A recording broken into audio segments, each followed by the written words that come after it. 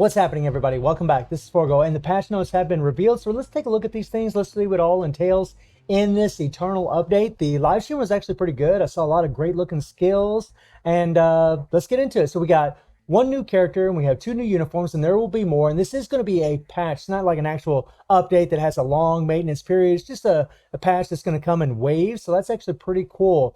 And the first character, we have a new character here in Makkari. Pretty interesting that they made the original version of her as a female when actually I believe she was a male, but it doesn't really matter to me, not a big deal. But she is an alien female superhero. And then you're going to get her from the Epic Quest, The Fate of Mankind, Space Race Quest Pack. Okay, so she is going to be the Epic Quest character, 6,600 crystals for this character, so fingers crossed. Let's hope she's actually worth it. And then she has a crappy leadership. I mean, I don't know what it is with speed types, and they always want to give these crappy leaderships, but yeah, her leadership is shit. Her passive, 30% ignore defense, which is whatever. It's like, why would you even do that? Ignore target dodge rate for 30%. That's thumbs up right there. We love that, especially for someone like Null. She does have an awakened skill, so we can use her there. And then her tier 2 passive gives her an increased guaranteed dodge by 30%, increasing her survivability. She also has penetrate everything, which maybe she's PvP viable. I mean, that could be something good for PvP. And then she also has decreased basic damage received by 30%. So making her a little tanky and then having the extra dodge is really going to be good for her survivability. And then her one skill is nothing really here. Her second skill does have a counterattack. We all got to see that in the live stream. It also has a remove all debuff. That can come in very, very handy when you're dealing with certain environmental attacks like the poison or the tornadoes. That's actually really awesome. The paralysis will work in World Boss. That's really cool. The incapacitation and fracture would be really good for PvP. It's on a 4-second cooldown, so very interesting. And then her third skill, and this is where it gets really, really wild, my friends. So her third skill has a damage accumulation by 1.5%. What? That is an insane accumulation. I believe, if I'm not mistaken, I believe that Moonstone, let me see if I can find old girl here really quick, is plus 1%. So they actually gave Makari an extra 0.5% compared to Moonstone. And we all saw that Makari, you can actually hit her third skill, get her damage accumulation, and then go into the 4, do her zigzag motion, get a lot of hits, and then go into her fifth skill. So, and then she does that run around circle. That was pretty cool. I mean, I really did like her skills. Really, really dope. Not much for, text as far as her fourth skill, but the fact that we know that we can more than likely, it's the way it looked, is that we could cancel this skill and then go into the fifth skill, which is awesome. And then she has a damage proc on her fifth skill, which is where you're going to actually put that proc. So Makari looking very, very strong. I think probably more PvE than anything, which is big thumbs up, guys, at least for someone like me. And then we have 3 new uniforms, and the first one is Ikaris. Now, Ikaris gets an extra chain hit damage by 10% when attacking, which is thumbs up. He gets a decreased base damage received by 25%, which could really help him in PvP. Not only that, but he's also got a tier 3 now, which is phenomenal, my friends. They kept him a universal, thank God. And then his third skill, they changed it, and they gave him a accumulation 0.6% increase of all basic increase of attack. Let me look at his third skill that he already has here. His third skill does have accumulation. It's still 0.6%, and they actually changed it from 7 seconds to 6 seconds. So it's kind of a bummer. They actually lowered the duration of its accumulation. That's a bit of a bummer. They didn't increase the damage at all during this thing, and he already had 5 seconds of immunity. They gave him paralysis for 3 seconds, which is better than what he had before. So he's got a little extra CC in this uniform, and he does have incapacitation, which he already had for 5 seconds, so that's the same. And the silence and stun, they gave an extra second on the silence and stun. And then on his fourth skill, they kept the ignore iframe, which is awesome. That means he's still very PvP viable, which is phenomenal.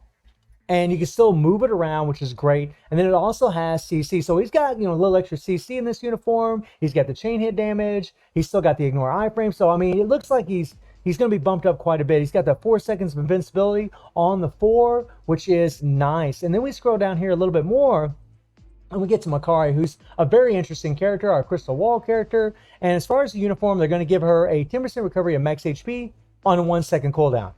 So not only does she have all those other, the decreased damage received, she's also now going to have a heal with her uniform. So she's going to have a lot more survivability in this uniform. That's 10% recovery of max HP on a 1-second cooldown is a lot. Wow, it's a lot. Her one skill, they changed it a little bit. Okay, nothing really major there. And then the third skill, the damage has decreased compared to the modern skill, but the hit count has increased. So they increased the hits on this uniform on the third skill, but they actually decreased the amount of damage to it. So I would imagine we're going to get more damage because we're actually landing more hits. It doesn't make a big difference, especially if you got a lot more chain hit damage on your character. So maybe a CTB of energy, especially the way she looks like she's going to play, is going to be very good on her. And then her accumulation is still the same. Really, this is what they've changed right here. And then we get down to my girl, Gemma, right? Cersei, and enhances effective skill, Eternal Cleansing, changes effective skill, Cosmic Focus.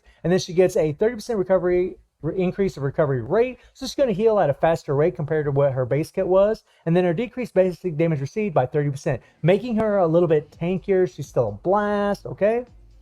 And this is the one I think a lot of people are going to be very interested in because she is a very free-to-play character. And then her passive, remove all debuffs on a 12-second cooldown. Well, it's on an 18-second cooldown and it lasts for 12 seconds. This is a very good passive. So the Eternals may have some really good PvP viability. Seriously, Ikaris is probably going to be really good. And then we have the Tier 2 passive, which increases all basic attack by 30% to all Eternal allies, so she could be a really great support. But then they also give her an increased basic damage dealt to super villain faction by 30% and a decreased basic damage received by super villain faction by 30%. And this applies to all Eternal allies. So for PvP and for herself, this is going to make the Eternals a whole lot better. You're going to increase their attack, you're going to increase their basic damage to supervillains, and you're going to decrease the basic damage from supervillains. So against supervillains like Doom, they're going to be a lot better in PvP. That's pretty damn awesome. Not to mention, they're going to have, this pass is actually going to be really good because they're going to get the 30% increase of all attack. Like if you have Ikaris on your team, right, and you're using his leadership, and then you have Cersei on the team, you get the 30% extra attack, and you get the increase of supervillains, and you're increasing your tankiness. That's pretty dope. That's pretty dope. And then the third skill, it's going to make Cersei an amazing support. But let's hope she's more than that. And then she has the paralysis. She has a 15% recovery of max HP. And then I believe, as far as Cersei is concerned, let me take a look at Cersei on her third skill here. On her third skill, she does not have a recovery. So they gave her a damn recovery on this skill, which is awesome. So not only she got that extra heal, she got the extra uniform effect that's going to double up on that, and then still got the 6x of immunity, and still increase all basic attack by 15%, and then the damage accumulation based on the damage you take. We'll see how that plays out, but Cersei has an invincibility on her 4th skill, so she isn't going to get knocked back. She might play fairly well, right? Because when she's doing her 4th skill, she's shooting that beam out.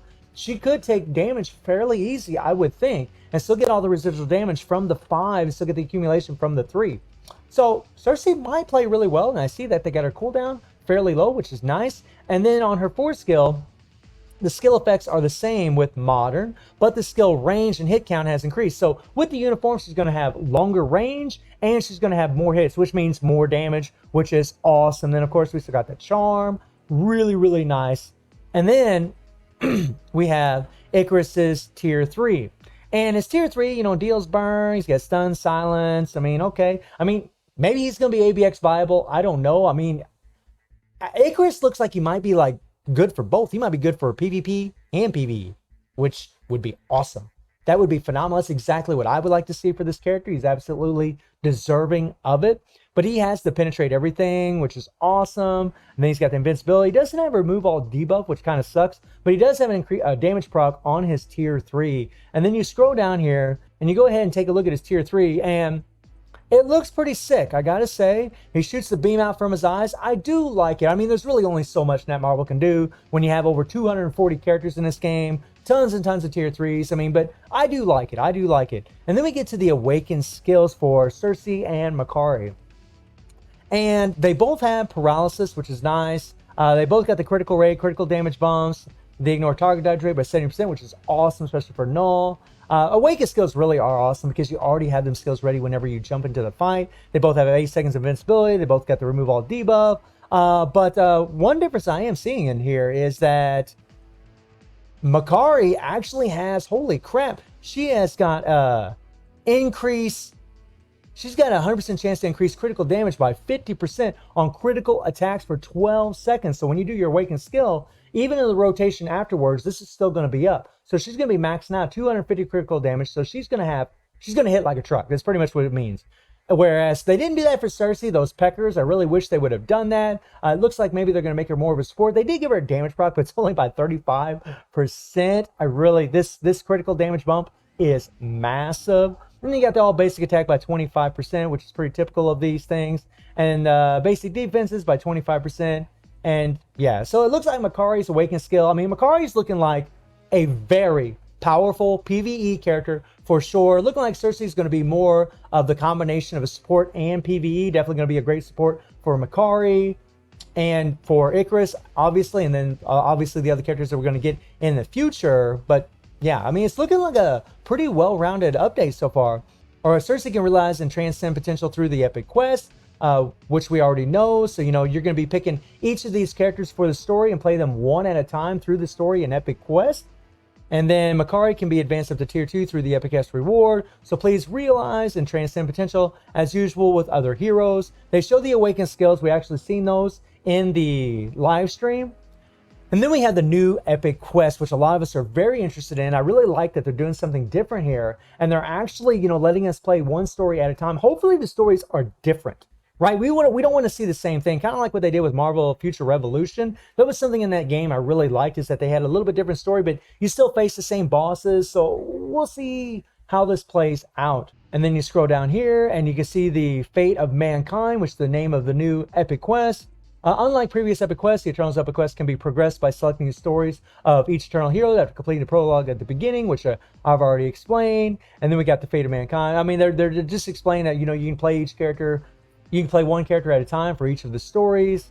And then it says, agents need to possess Ikaris as tier 2 to enter the story of Ikaris. So this kind of sucks. So this is a real bum deal. I think a lot of people were hoping that we were going to be able to pick up Ikaris from the story mode in Epic Quest, but it looks like no. And being that he's a paywall, that sucks. That sucks big time. And we're going to have to read a little bit further, but right now, this is a very big negative, at least as far as I'm concerned, and definitely for free-to-plays. I mean, Ikaris looks like he's going to be a pretty strong character. So, man, that is a bummer because, I mean, not only you have to get the character, but you'd have to have a bio sub to get enough bios to level him up, right? Or, I mean, if you did have me, I guess you can use the Mega Advancement ticket, but you still need to get the character from the bio sub, which is the only way he is available. That is a bummer. So they say there and they're sorry for misinforming that Tier 2 Ikaris will be given when entering the story of Ikaris. That's the way we thought it was originally, but yeah, we have been clarified, unfortunately. The Fate of Mankind Space Race Makari. Agents need to purchase the Epic Quest Fate of Mankind Space Race Quest Pack to enter the story of Makari. So you got to spend the 6,600 crystals for the Epic Quest for Makari, which is kind of a bummer. I mean, this seemed like a pricey update because, you got 2 uniforms, right? And then you're going to also have the 6,600 crystals for the one character. So, I mean, it's pretty pricey. I mean, it kind of sucks that you got to pay crystals to play the character. But to be honest, it was expected. But the thing with Ikaris was not expected. That is a bummer. Well, it might have been expected if you were pretty, cynical of Netmarble, maybe. And then agents can now see the stories of Cersei, Ikaris, and Makari. And you see here, you'll pick whichever story you want to face. And then you see we got some other open slots for some other stories for other characters, it looks like. You can't start another story until you complete the quest. So whenever you start a story, that's the character you're going to have to stick with. I think more than likely most people are probably going to be playing with Cersei, given the circumstances with Makari and Ikaris. And when first entering the Fate of Mankind, the Modern Crisis story, agents can acquire Tier 2 6-star Cersei. So they're at least giving you Cersei for free, which a lot of people already have. A lot of people already acquired from the bio sub. I really wish they would have done this for Ikaris. I think that would have smoothed things over a little bit more for everybody. I mean, that really is a bummer. It really does put a little salt on the wound, if you know what I mean. And then agents can acquire special rewards and access special stages with the Epic Quest, Fate of Mankind, Space Race Quest Pack, or Space Race Special. Yeah. So when you buy the Crystal Wall, you can get a lot of fancy little rewards. And then it looks like they're giving us the choice of spending the crystals. They're showing 4,400 crystals instead of 6,600. So that's nice. That's a hell of a lot better than the 6,600. So That's not near as bad, honestly. You know, like I mentioned earlier, that this is looking like a pretty pricey update, but 4,400 crystals instead of 6,600 is a huge step in the right direction, right? So, I mean, that's going to be a lot cheaper and a lot easier for people to be able to play Makkari in the story mode, because she really does look like a powerful character and a character that a lot of people are going to want to get. She also looks like she's probably going to be very easy to play. And we already talked about, you know, getting a Makkari instantly whenever you buy the pack. We already know that. So it says acquire special items through the Epic Quest, the Fate of Mankind collection. Collection materials can be acquired at a certain rate by clearing each stage. Okay, so we're going to get some little rewards. And then Epic Quest, the Fate of Mankind rewards. And then you see here, once you finish the Epic Quest for Cersei, she's going to be, you'll have Cersei's potential to transcend. You'll have Ikaris, you'll be able to advance Ikaris to tier 3. And you'll be able to advance Makkari to tier 2. It kind of sucks that, you know, she doesn't, you know, you're not going to be able to transcend her once you take her to the Epic Quest. So, I mean, there's some things about this update that are kind of, you know, like okay, but it could be better, to be honest. And then exclusive passive skill artifacts of Ikaris, Cersei, and Makkari have been added. I told y'all, I knew they were going to do this. Can be acquired through the Epic Quest. Okay, so we can get some of these artifacts through the Epic Quest. Madness Ensues stage or the store. And the skills of Wolverine Enter the Phoenix have been partially changed. 100% chance to immunity to all damage for 7 seconds. Oh my God, this is wonderful that they did this. So what they did was they changed Wolverine's immunity on his tier 3 to invincible, which means whenever he does his invincibility, he's not going to get thrown back against Null. That is spectacular. Thank you so much. And then they also, an effect that decreases basic damage received by 25% has been added. So they also gave him a decreased damage received. So all you PvP players, you're going to be loving that. That's going to make him a lot tankier. Along with his artifact, along with his healing, he's going to be a lot better in PvP thanks to that. And then his skill 3 has been improved to attack enemies who have activated the ignore targeting effect more effectively. So what was happening a lot of times with Wolverine is he'd be doing his 3rd skill and he wouldn't do his counter. It's like sometimes it would miss, and they're saying they fixed that. So Wolverine should be a whole lot better. I really like the fact that they changed invincibility. Been nice if they gave him a little bit more damage, but I'm not going to complain. At least it's a step in the right direction. At least they made him better than what he was before. So I mean, all in all, it's an okay update, right? Like, to me, it's kind of like, okay, there's some good things, there's some bad things. I really wish after we went through the Epic Quest that we could transcend Makkari. I really wish that they would have gave us Ikaris for the story mode, because that's just going to be a real hassle and very difficult for free-to-play players to get. Something that they should have done is at least give, you know, everybody some bios for Ikaris, you know, at least give, you know, 10 or 20 bios, so that way people could at least use a mega advancement ticket on the character to at least try to play him in the story mode and try to get him to tier 3, because you're going to be pretty screwed if you don't. I mean, that's kind of I mean, what they've done with Cersei is good, and the fact that it looks like the crystal cost for Makkari is a lot better. I mean, it's one of those, you know, kind of updates like this, you know, it's an okay update. I mean, really, honestly, I'm probably most excited for Makkari as far as her skills. I think she's going to be the highlight of the update as far as her damage output. But I wouldn't look past Ikaris and Cersei. I think they're going to be relatively strong. Definitely going to be very good for PvP. Cersei probably looking more like a support more than anything. Ikaris maybe being a more well-rounded character than anything. Probably leaning more towards PvP, but we'll see. And Makkari definitely, I think, going to be more for PvE. But all in all, I think it's an okay update. You know, I don't think it's like spectacular. I do like what they've done with the Epic Quest as far as having separate story missions, but we're going to see how that all plays out when we actually start getting these patches. So let me know how you're all feeling about this update. Do you think it's like okay? Do you think it's really awesome? Do you think it's meh? And I do stream on Twitch at 9 p.m. GMT plus 7 time. The link is in the description below. And I hope you enjoyed the video. Thank you for watching. Y'all take care and have a good one. See ya.